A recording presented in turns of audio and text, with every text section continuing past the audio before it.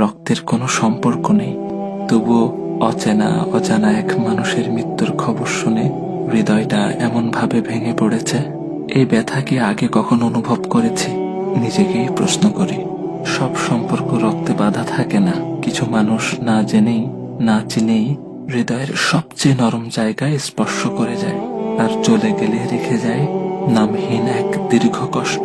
কেন জানি মনে হচ্ছে এই শোকটা শুধু তার চলে যাওয়ার নয়, এ যেন মানবতার এক নীরব অংশের বিদায়। চেনা ছিল না, কথা হয়নি কখনো, তবু তার অনুপস্থিতি হৃদয়ে গভীর শূন্যতা রেখে গেছে। একটা জিনিস খেয়াল করেছেন?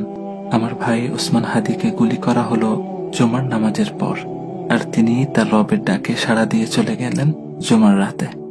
আহ, কত সৌভাগ্যের মৃত্যু! আল্লাহ সুবহানাহু ওয়া তাআলা আমার ভাইকে শহীদ হিসেবে কবুল করুক, জান্নাতের উচ্চ মাকাম দান করুক।